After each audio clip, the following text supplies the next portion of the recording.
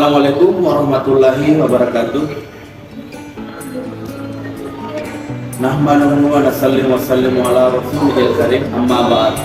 Perkenalkan, nama saya Iqbal S dari Prodi Pendidikan Agama Islam Fakultas Pasca Sarjana. Adapun di sini saya akan menjelaskan terkait dengan materi yang akan saya paparkan, yaitu terkait dengan pemilihan dan penggunaan media. Saya dari kelas kedua bersama dengan teman kelompok saya Bu Hermin, di mana saya akan melanjutkan materi yang dibawakan oleh Ibu Hermin, yaitu tentang pemilihan media. Tentu kita harus tahu dulu Pak, pemilihan media ini penting kita bahas. Mengapa pemilihan ini media sangat penting kita bahas? Hal tersebut sangat penting karena strategi dari sebuah produk dan jasa ini, media ini memiliki pengaruh penting terhadap seberapa efektifnya kampanye pemasaran tersebut dalam mencapai target audiens yang telah mereka tetapkan. Contoh kasus yang saya ambil di sini adalah dalam bidang produk pemasaran, yaitu pada kosmetik, yang dimana di sini pada bidang kosmetik ini punya tujuan untuk menjangkau target, yaitu misalnya kaum milenial. Jika kampanye ini dilakukan melalui media cetak atau koran atau majalah, kemungkinan besar target marketing tersebut tidak tercapai, karena kita lihat generasi muda saat ini cenderung lebih aktif menggunakan media sosial seperti Instagram, TikTok, dan sumber-sumber lainnya. Sebaliknya, jika promosi atau kampanye ini dilakukan dengan media sosial dengan konten-konten yang menarik, relevan bagi target market, maka kemungkinan besar kampanye tersebut atau promosi yang dilakukan akan sukses dan target marketing ini akan tercapai dengan efektif. Selanjutnya, dengan memperhatikan pemilihan media yang tepat ini, kampanye pemasaran akan lebih efektif dalam mencapai target marketingnya yang diinginkan. Dan bisnis ini tentu dengan pemilihan media menjadi hal yang utama dan penting dalam strategi pemasaran dan sangat perlu untuk dibahas dengan serius. Dan itulah kenapa pemilihan media menjadi hal yang saya akan bahas lebih dalam di sini. Selanjutnya, saya akan membahas yaitu faktor-faktor yang harus diperhatikan dalam pemilihan media. Adapun faktor-faktor dalam pemilihan media sebagai berikut. Yang pertama adalah target audiens. Pemilihan media harus disesuaikan dengan target audiens yang ingin dicapai. Misalnya target audiens ini adalah misalnya remaja, maka media sosial seperti Instagram, TikTok mungkin lebih efektif dibanding media cetak seperti koran atau majalah. Terus adapun yang kedua, yaitu karakteristik audiens, yang dimana karakteristik audiens di sini itu tentunya yang lebih mudah. Jika audiens kita lebih mudah, tentu pemilihan media kita seperti TikTok ini adalah pilihan yang tepat.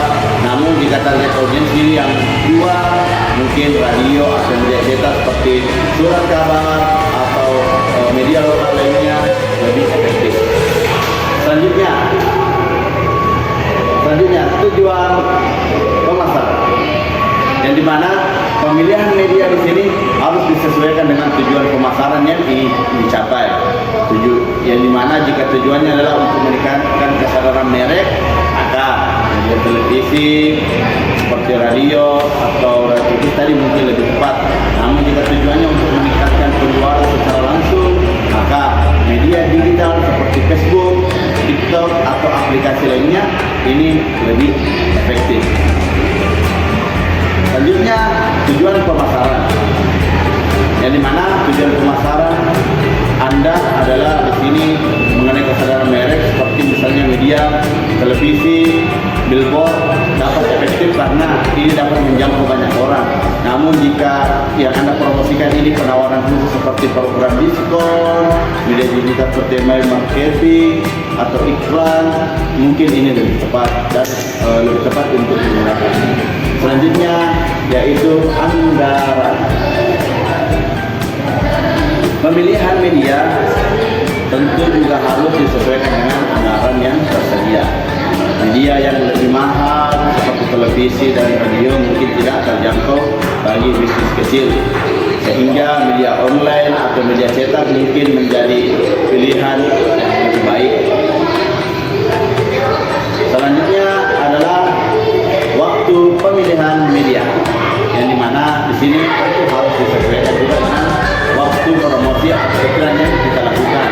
Misalnya jika kita melakukan promosi ini seperti di hari libur, maka pemilihan media cetak atau digital mungkin lebih efektif dilakukan daripada kita melalui televisi atau radio.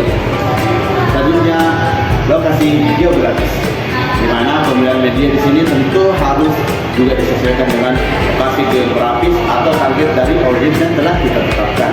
Misalnya jika target audiens kita berada di daerah pedesaan, maka media cetak seperti koran lokal mungkin ini lebih efektif daripada media digital yang cukup canggih. Sedangkan jika target audiens kita misalnya dia berada di kota-kota besar, maka media digital seperti media sosial, aplikasi-aplikasi pimpinan mungkin lebih efektif untuk kita gunakan. Selanjutnya tentang pengukuran efektivitas media, di mana dalam pengukuran efektivitas media ini perlu kita ketahui ini adalah proses untuk mengevaluasi sejauh mana ini media yang digunakan dalam promosi pemasaran ini telah mencapai tujuan yang telah ditetapkan. Dalam hal ini pengukuran efektivitas media ini melibatkan pengukuran mengenai seberapa efektif media ini dalam menarik perhatian audiensnya, bagaimana dia meningkatkan kesadaran merek, bagaimana dia meningkatkan penjualan, dan bagaimana dia mencapai tujuan dari suatu produk pemasaran. Adapun proses pengukuran efektivitas dapat membantu para pemasar untuk menentukan apakah ini strategi pemasarannya yang digunakan ini sudah efektif atau perlu mungkin dilakukan suatu perubahan. Misalnya contohnya, adapun contoh dari pengukuran efektivitas media adalah yaitu pertama, pengukuran angka, di mana pengukuran angka atau biasa disebut keterlibatan engagement di sini pada media sosial seperti Instagram, Twitter, Facebook dapat dilakukan dengan kita melihat jumlah like, komen, share pada setiap postingan yang ada. Selanjutnya, pengukuran trafik atau lalu lintas pada situs web. Ini dapat dilakukan dengan kita melihat jumlah pengunjungnya, berapa lama waktu yang dihabiskan pada situs web, dan berapa halamannya, yang mana yang paling sering dikunjungi. Itu semua bisa kita lihat dan bisa kita ukur. Selanjutnya, pengukuran konversi pada iklan digital dapat dilakukan dengan melihat jumlah orang yang melakukan aksi tersebut setelah melihat iklan kita, seperti misalnya kita bisa memberikan dia formulir atau kita memberikan dia terkait dengan pernyataan dia terhadap produk yang kita tawarkan ke kita. Ini pengukuran rating pada acara televisi dapat dilakukan kita melihat jumlah penonton pada saat tayang dan rating yang diberikan oleh lembaga misalnya penilaian seperti Nielsen. Selanjutnya, pengukuran pencapaian target pada iklan cetak seperti koran, majalah. Ini dapat dilakukan dengan melihat orang yang melihat iklan ini dan seberapa banyak dari mereka yang memperhatikan iklan tersebut sampai selesai. Dan kita lihat juga penyebaran koran atau peminat koran bagaimana perkembangannya. Selanjutnya, metode-metode dalam pengukuran efektivitas media. Berikut adalah beberapa metode pengukuran efektivitas media yang umum digunakan. Yang pertama yaitu survei dan wawancara, di mana metode ini melibatkan pengumpulan data melalui survei dan wawancara dengan audiens tentunya, yang dimana dia akan menjadi target dari promosi atau iklan. Dengan demikian kita dapat mengetahui seberapa banyak audiens yang telah tersampaikan atau terpapar oleh iklan dan seberapa efektif pesan yang telah kita sampaikan melalui iklan. Contohnya misalnya kita lakukan itu survei online, meminta konsumen menilai seberapa sering mereka melihat iklan di media sosial.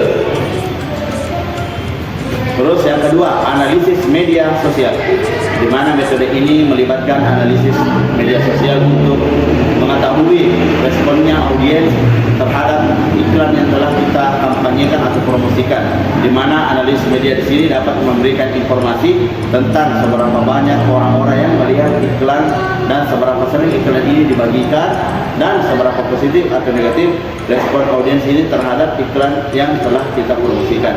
Dapat kita lihat contohnya, misalnya perusahaan ini dapat menggunakan alat analisis sentimen untuk memantau media sosial dan dia akan mengetahui seberapa positif atau negatif respon konsumen terhadap promosi iklan yang terbaru yang mereka lakukan. Hanya yang ketiga, itu pengukuran jumlah penjualan, di mana metode ini melibatkan pengukuran jumlah penjualan setelah iklan ini dipromosikan atau telah dipromosikan kepada suatu pemasaran. Misalnya, jika terjadi peningkatan penjualan, maka dianggap bahwa iklan atau promosi pemasaran yang dilakukan ini yaitu efektif. Contohnya misalnya kita lihat perusahaan ini dapat mengukur peningkatan penjualannya atau kunjungan situs web setelah peluncuran kampanye iklan yang dia share. Misalnya adalah pengukuran traffic website, di mana metode ini melibatkan pengukuran traffic website setelah melihat iklan yang dikampanyekan atau dipromosikan pada bidang pemasaran yang tertentu. Dengan demikian kita dapat mengetahui seberapa efektif iklan yang menarik, yang dapat menarik audiens dan memperoleh misalnya kunjungan pada website-nya. Dan yang terakhir itu adalah eye tracking, di mana metode ini melibatkan pengukuran gerakan seperti gerakan mata atau perhatiannya audiens terhadap iklan atau konten tertentu atau responnya. Dengan teknologi eye tracking ini kita dapat mengetahui seberapa efektif iklan dan apakah menarik pada audiens kita dan seberapa lama juga ini audiens memperhatikan iklan kita. Mungkin sekian presentasi dari kami. Saya Iqbal S. pamit undur diri. Mohon maaf apabila banyak kesalahan. Saya ucapkan banyak terima kasih. Wabillahi taufiq wal hidayah. Assalamualaikum warahmatullahi wabarakatuh.